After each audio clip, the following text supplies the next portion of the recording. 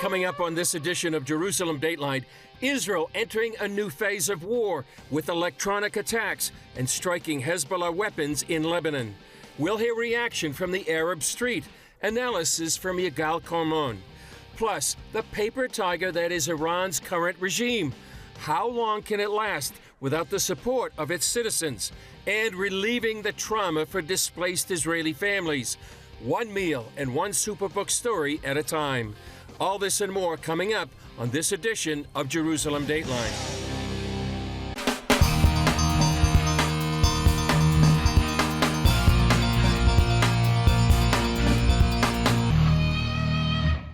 Hello and welcome to this edition of Jerusalem Dateline. I'm Chris Mitchell. A United Nations vote this week called on Israel to pull out of biblical lands in Judea, Samaria, and Jerusalem. The move would force millions of Jewish citizens from their homes. Meanwhile, for 2 days in a row, electronic devices belonging to Hamas terrorists exploded across Lebanon, killing dozens. Middle East correspondent Julie Stahl has that story. Communications devices belonging to Hezbollah terrorists blew up in a second day of explosions on Wednesday. This attack targeting walkie-talkies after thousands of pagers were remotely detonated the day before. The Wednesday blasts killing more than 30 people and wounding 450. Hezbollah blames Israel for the explosions and says the Jewish nation will pay. At the same time, Israel says it thwarted an Iranian plot to assassinate its top leaders. Officials announcing the arrest of an Israeli citizen who had twice been smuggled into Iran and paid to promote missions to kill Israeli Prime Minister Benjamin Netanyahu and other senior figures. This as Israel is shifting more resources for potential military action against Hezbollah. The IDF's 98th Division is being sent from Gaza to the northern border. Middle East analyst David Daoud told CBN's Faith Nation that diplomatic efforts have failed to end Hezbollah's threat. What seems to remain is some kind of military action to push Hezbollah back from the border, to degrade its military capabilities. And I think we're starting to see the Israelis shift into that posture. As the IDF focus shifts from Gaza to Lebanon, families of hostages held in Gaza worry if Hamas will ever free them. Our greatest fear is that our loved ones, whether or those who are still might be alive or those who have already been murdered, will never come home. And in New York, 2/3 of UN countries passed a resolution on Wednesday demanding Israel leave its biblical homeland of Judea and Samaria and eastern Jerusalem, also known as the West Bank, within the next 12 months. That would force 500,000 Jewish Israelis from their homes in land that the Bible says God gave them thousands of years ago. Most Israelis don't believe they are illegally occupying places like Shiloh, Hebron, Kiryat Arba, and the Old City of Jerusalem, where the 2 Jewish temples once stood. Julie Stahl, CBN News, Jerusalem. Also this week, Israeli warplanes destroyed more than 1,000 Hezbollah rockets on their launch pads. And the terror group's leader is pledging retaliation after an unprecedented attack on Hezbollah communication devices. Here's the latest. Some Lebanese called the overnight attack one of the most intense since the start of the fighting. Israeli Defense Minister Yoav Gallant declared a new phase of the war with Hezbollah. Our goal is to ensure the safe return of Israel's northern communities to their homes. As time goes by, Hezbollah will pay an increasing price. The IDF Chief of Staff also announced they've approved battle plans for the northern frontier. All this comes the same week as thousands of Hezbollah pages and walkie-talkies suddenly exploded across Lebanon. The enemy crossed in this operation all the rules, laws, and red lines. Hezbollah leader Hassan Nasrallah says as long as the IDF is at war with Hamas, the terror group's ally in Gaza, they'll never let Israel's residents return safely to the north. No military escalation, no killing, no assassinations, and no all-out war can return the population to the borders. Never, God willing. Yigal Carmon of the Middle East Media Research Institute tells CBN News Hezbollah's prestige has dropped dramatically in the Arab world. The Arab world sees that they are not as big and strong as they pretended to be. The Arabs are happy about it because they were a danger to them no less than they were a danger to us. While the U.S. says it stands by Israel, it's discouraging any escalation. This administration is working night and day to ensure that there is not a wider regional war. Thursday, the United Nations Security Council held hearings on the growing tensions in the Middle East. Israel's ambassador said Iran is the main source behind the conflict because it's funding and instigating proxy armies like Hezbollah, Hamas, and others. The Iran proxies are all Iran's attack dogs, unleashed to spread death and destruction across the region. These proxies are the claws of a beast that is not content with attacking Israel alone, but is curving paths toward the domination of the Middle East. In light of the situation in the north, thousands gathered at the Western Wall in Jerusalem to pray for the return of the hostages, protection for the soldiers, and for peace and unity within Israel. This week in the U.S., witnesses testified to the Senate Judiciary Committee about the alarming rise of anti-Semitism. CBN's Brody Carter reports. Despite calls to focus exclusively on anti-Semitism on college campuses, Democrats on the Senate Judiciary Committee broadened those hearings to include the rise in all hate incidents. Since the horrific October 7th Hamas attack on Israel, we have seen an increase in attacks on Jewish Americans, Palestinian Americans, Arab Americans, and Muslim Americans. 60% of all religious-based hate crimes have been directed against the Jewish people.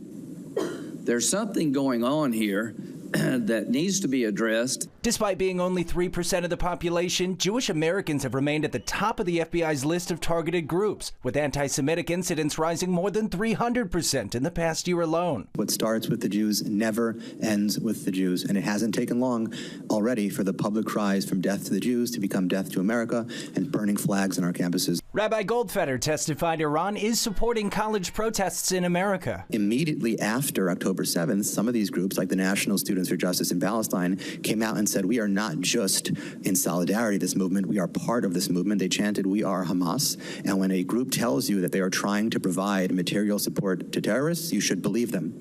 Rabbi Abraham Cooper, an expert of online hate and terrorism, told CBN's Faith Nation he recently experienced this surge of hate himself. I was present outside of a synagogue in my neighborhood a few Sundays ago and was bear sprayed by quote-unquote protesters, pro-Palestinian protesters, who were trying to actually penetrate a Jewish synagogue on a Sunday morning. With Election Day approaching, lawmakers fear political violence and attacks on minority communities could escalate.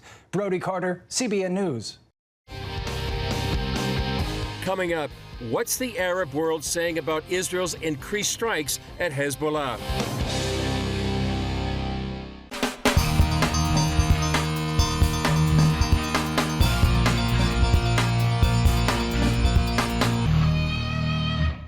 What happened this week to Israel's enemies in Lebanon seemed out of a spy movie. Pages and electronics exploding, they were only in possession of Hezbollah operatives. We spoke with Yigal Carmon, the founder of Memory.org. For decades, Memory has reported on what's being said in the Arab world. Take a look. What would people see on your website? I mean, it seems like the Arab media is kind of mocking Hezbollah. They're mocking Hezbollah. What's going on? And they also show the fact that people were bombed by surprise by their own equipment is a reason for mocking them for many in the Arab world. I must say, I'm not, as it says in the Bible, when your enemy dies, don't be happy. And I'm not happy about it. I would like them not to be enemies, and not to be hurt. They chose to be enemies. The Arab world sees that they are not as big and strong as they pretended to be. And they pretended to be above the Sunni world. They are just 10% of the world of Islam.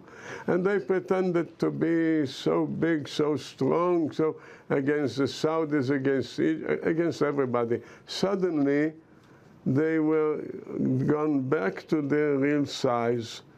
A little thug that tries to scare all the environment. The Arabs are happy about it because they were a danger to them no less than they were a danger to us, to Saudi Arabia, to the UAE. They were under the threat. So, of course, those countries are happy, whether they show it openly or in cartoons.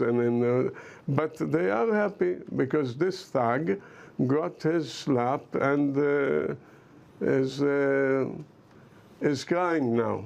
You have an article on your website about the reaction of the Arab world to what's happened in Lebanon this week. Can you talk about that? Yes, many in the Arab world are very, shanda, how great what happened to them. You know, this that happened is one of the most moral things ever. You can see in the pictures, only the terrorist explodes, not one near him. Nothing happens to anyone. Only the guy that holds that pager or whatever else they had.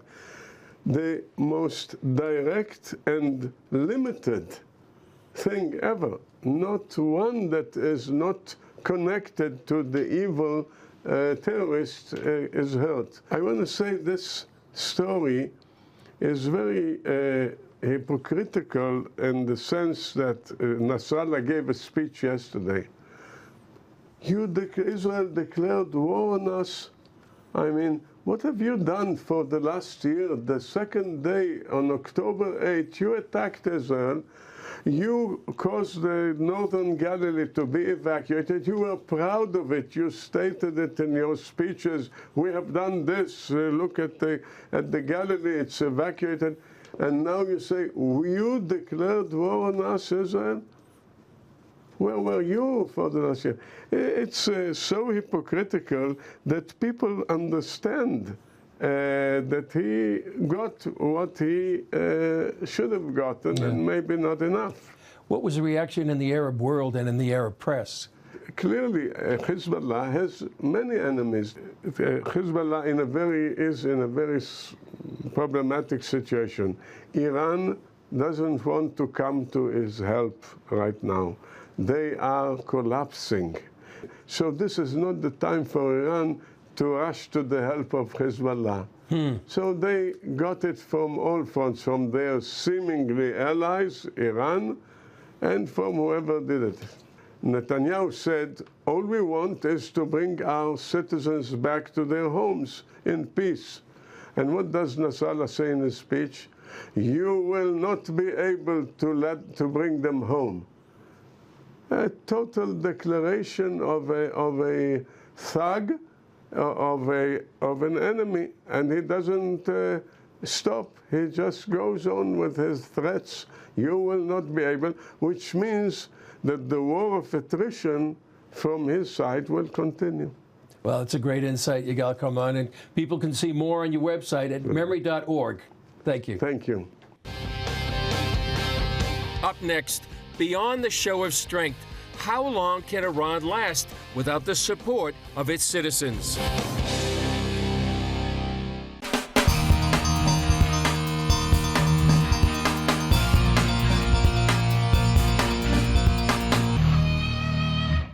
This week marked the second anniversary of the death of 22-year-old Mahsa Amini, the Iranian woman arrested and beaten by Iran's morality police. Her crime? Allegedly wearing tight pants and not wearing her headscarf properly. Her death resulted in nationwide protests in Iran, which our next guest confirms is the reality in Iran. The average citizen disagrees drastically with Ayatollah Khamenei's regime. Ramin, great to be with you. You were born and raised in Iran. Many people have this idea of the regime from the outside. Tell us what Iranians are feeling about the regime on the inside. Well, the people in Iran, they really abhor the regime because 45 years of oppression, People have been oppressed socially, economically. Imagine on top of being economic oppression, they also socially, they cannot dress like the woman, have to wear hijab is mandatory. And it's the anniversary of Mahsa Amini, who was killed by the regime because a little bit of her hair was visible. So the Iranian people really abhor this regime. They don't want this regime. They want to be more like the West, like they want to be free, education, technology, and they don't want, I can tell you with certainty that 95% of the people in Iran, they don't want the Islamic regime. Yes. Would you describe, I mean, some people have, and I think you have as well, it's more like a paper tiger? Yes, the regime basically has no support from within, from the people. If you remember, on April 13, when the regime attacked Israel, the first thing that the regime did, that they put anti-riot forces on the streets because they were more afraid of the people rising up than even Israel attacking back. So that's why they were so scared. We had an election in Iran this past March, and only 7% participated. So vast majority of the Iranian people, they don't want this regime. And because the regime passionately hates Israel, the Iranian people, they feel friendship with Israel. They sympathize with Israel. What happened October 7, Iranian people feel that they have been the same victim of the same ideology of Islamic regime. Wow. As you said, it was the second anniversary of the torture and killing of Mahsa Amini. What changed after that? Well, the people saw, again, one after another. Mahsa Amini was not the first, and sadly, would not be the last, but thousands of Iranians have been murdered, tortured by the regime. In fact, I myself was arrested and tortured when I was 16 years old, which led to me to leave Islam and to become a Christian. But on top of that, the Iranian people, they have no future. They see that they are seen as terrorists. Their passport has no value. They cannot go anywhere. People are escaping, 8 million refugees. And within, Iran is exploding. Imagine when the revolution happened in '79, $1 was equal to 7 tuman of Persian currency. Today, $1 is 60,000 tuman. So imagine the inflation. People have a hard time supporting their family. And on top of that, the regime is oppressing them, and they have this Islamic ideology of taking over the world and exporting the Islamic revolution and Islamic caliphate. And Iranian people don't want that. And right now, the Iranian people are identifying more with their national heritage, which is King Cyrus, King Darius, Xerxes, Artaxerxes, who are mentioned in the Bible, actually, and they helped Israel, they helped the Jewish people. And that's why Iranian people are rejecting Islam. They don't want to be identified with Islam. They want to be identified with their national Persian heritage. If the regime is hating Israel, people love Israel. And they say that Israel is not a problem. Israel is not the problem. The regime is the problem, who ruined Iran, who is wasting their funds and their money on terrorism, on sending weapons and rockets and missiles to Hamas, to Hezbollah, to Houthis, to even Russia. Recently, they sent some missiles to Russia. So Iranian people feel that they've been robbed of their future, of their wealth. And 75% of Iranians are under age 30. They're under 40, 30. They're millennials. They are Gen Zs. And they want a bright future. And this regime is not promising that. This regime has a dark future, has a dark plan to destroy the Middle East. And I believe that that's why Iranian people sympathize with Israel, that we have more in common with Israel. They never attacked us. Israel has never had a problem with the people of Iran. And this regime is a troublemaker, and people want to be free from this. Wow, quite a message, and something that many people haven't heard. Thanks so much for sharing this. Thank you for having me. Incredible message. Thank you very much. Still ahead, refreshing weary hearts and traumatized children. CBN Israel helping families in the midst of war.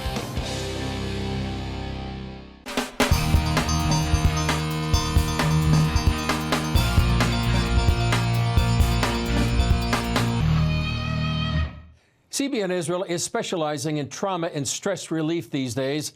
Thanks to CBN partners, we're helping Israelis who've had to leave their homes.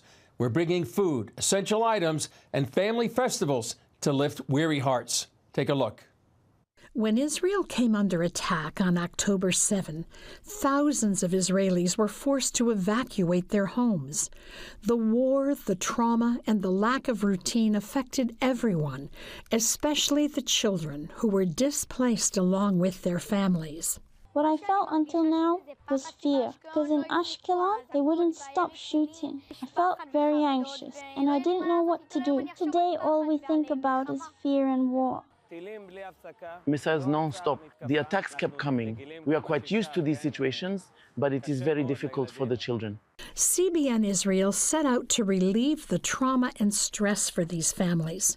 With a mobile food truck that brought meals to displaced people, CBN Israel went throughout the country, meeting evacuees where they were at with food and other essential items. We're thankful for all the help from CBN hosting us here. We can see their logo all around the hotel. To see them here now, it warms my heart that there are people who care for us, who think of ways to make it easier for us in this strange situation, in this dark situation. I really can't express how thankful I am. Words won't be enough for the amount of appreciation I have for your work. With your support, CBN Israel was also able to host families from war zones for fun festivals featuring Superbook at 30 locations across the country.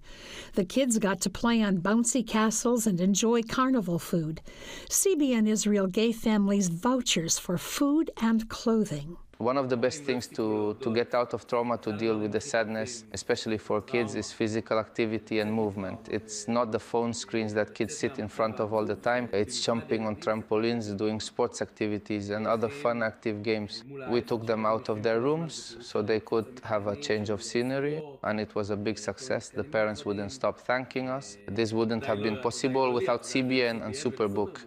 Thanks to you, hundreds of families were able to experience joy and happiness again after difficult months of trauma and their uncertain future. You brought us here. For all those who donated, we really don't know how to thank you. It is changing the lives of these children. I just want to thank everyone. Thank you so much for all your help and support. I love you. It's a great story and making a difference. Well, that's all for this edition of Jerusalem Dateline. Thanks for joining us. Remember to follow us on social media, and you can also access CBN content through our CBN apps. And be sure to sign up for our email blasts for information on breaking stories. And please keep praying for Israel and IDF soldiers in this crucial and defining moment. I'm Chris Mitchell. We'll see you next time on Jerusalem Dateline.